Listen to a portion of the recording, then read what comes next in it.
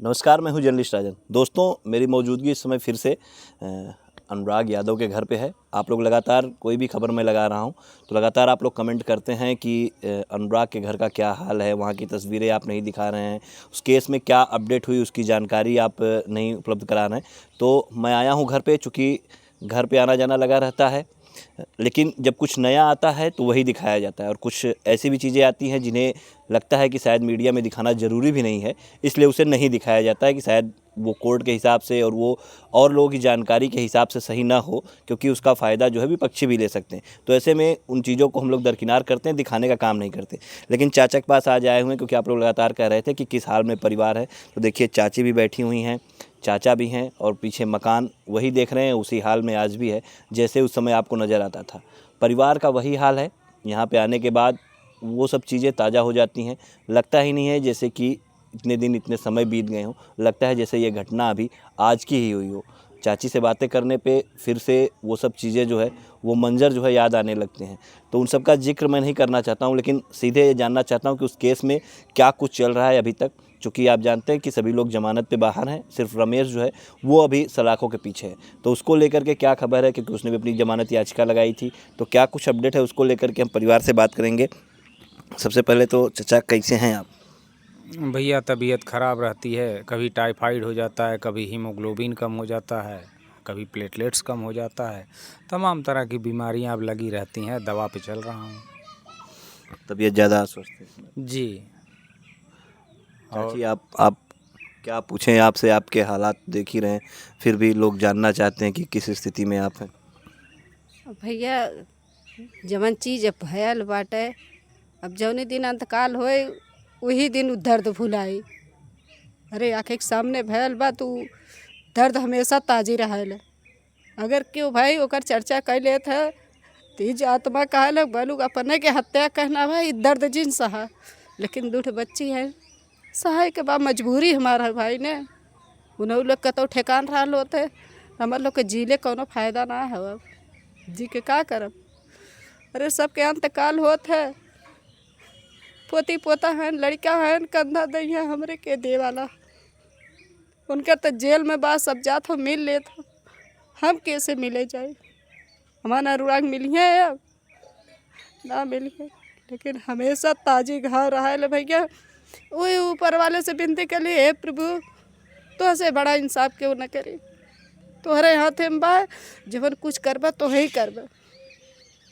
हम तो अपने घरे है मड़ई कुरिया में अपने परल है ने अपन दर्द लेके झेलत है, लेकिन उन्हें लोग भैया समझ लिया हमसे बुरा दिन उनकर आई। जब ले हाथ गीला है तब ले जवन है, जितना मन का है उतना कैल। कोर्ट में कहले हैं इलाहाबाद में कि उन्हें लोग पहले कत्ल करे हैं, के कट ले रही सबूत यहाँ कोर्ट से लेके थाने तक के बताए दें, इलाहाबाद तक के बतावें कि हाँ इन्हें लोग मर्डर करे हैं। तो ये मत चाची, आप हौसला रखिए, भगवान पे भरोसा रखिए, इंसाफ होगा। चाची से हम ज़्यादा बातें नहीं कर सकते क्योंकि बर्दाश्त नहीं हो रहा है, इनकी आंखों में आंसू जो है देखा नहीं जा रहा है। चाचा, हम सीधा आपसे बात करेंगे क्योंकि चाची ज़्यादा ही नर्वस हो जा रही हैं, क्योंकि वो सब चीज़ें आपको भी हालांकि याद आ रही हैं, लेकिन आप थोड़ा सा जिस तरह से आपने अपने पत्थर सीने पे रखा हुआ है और जिस तरह से आप इस लड़ाई को लड़ रहे हैं। चाची बता रही थी कि हाई कोर्ट में रमेश ने कुछ इस तरह का जवाब दिया था, क्या कुछ हुआ था उसके बारे में बताइए। जी, उन्होंने उनके वकील साहब ने दलील दिया, भाई बचाव करने के लिए कुछ भी कहेंगे लोग। जी। तो उनके वकील ने दलील दिया था कि पहले भी पूरा रंजिश बहुत पुरानी है और पहले भी मर्डर हो चुका है। तो हमारे वकील साहब ने कहा कि मर्डर हो चुका है तो उसका सबूत लाइए। मैं 4-5 पुश्तों तक गिनवा दूं कि मेरा हम लोगों के नाम से कोई FIR तक नहीं है आज तक। जज साहब ने फाइल रिजेक्ट कर दिया और फेंक दिया, बोले ये कोई बात नहीं हुई। माननीय न्यायालय को मैं धन्यवाद देता हूँ, मैंने कानून पे भरोसा रखा और आप सब लोगों की दुआओं का असर है। हालांकि पैसे तो हमारे भी खर्च हो रहे हैं, बेटा भी गया है, पैसा भी जा रहा है, हमको कोई गम नहीं है, मुझको पैसे वैसे की ज़रूरत नहीं है भैया। किसी तरह से नमक रोटी जो मिल जाता है खा लेते हैं हम लोग। और इनके शरीर में भी सूजन आ जाती है, सूज जाता है पूरा शरीर, इनका भी इलाज चल रहा है मेरा भी वही कंडीशन है, मेरा भी इलाज चल रहा है, बच्चियां हैं पढ़ाई लिखाई कर रही हैं और उनका खर्चा अलग से है और इनकम का कोई जरिया नहीं है, लेकिन फिर भी चल रहा, उसी में खेती गृहस्थी है, तमाम ताम झाम रमेश है। ने ये जमानत के लिए याचिका वहाँ पे लगाई हुई थी। जी जी, जमानत के लिए याचिका लगाई थी, लेकिन माननीय न्यायालय ने निरस्त कर दिया और उन्होंने कहा कि ये कोई बात नहीं होती है। अच्छा, जिस तरह से हाई कोर्ट से सबको तो जमानत मिल गई थी, लेकिन रमेश को जमानत न मिलना कहीं न कहीं ये दिखाता है कि हाँ, न्यायपालिका जो है वो नहीं चाहता कि ऐसे दोषियों को बख्शा जाए, ऐसे दोषियों को छोड़ा जाए। जी भैया, मैंने पहले भी कहा था कि न्यायपालिका के ऊपर मुझे भरोसा है और न्यायपालिका भी सब सारी चीज़ें जानती है न्यायपालिका कि ऐसे लोग, दुष्ट प्रवृत्ति के लोग जो कुकृत्य करते हैं, ऐसे लोगों को बख्शा न जाए और सज़ा तो उनको होनी है, आज नहीं तो कल, पैसे के बल पे चाहे जितना दिन जी लें, सज़ा तो होनी है भैया। और मैं इसी भरोसे पे बैठा हूँ आज तक। और शुरू से आपने देखा होगा मैंने किसी का विरोध नहीं किया, न कोई धरना, न कोई प्रदर्शन, कुछ भी नहीं।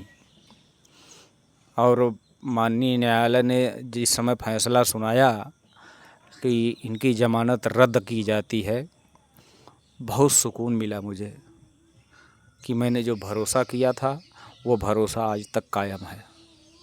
अच्छा, ये तो उसके ज़मानत की बात हो गई।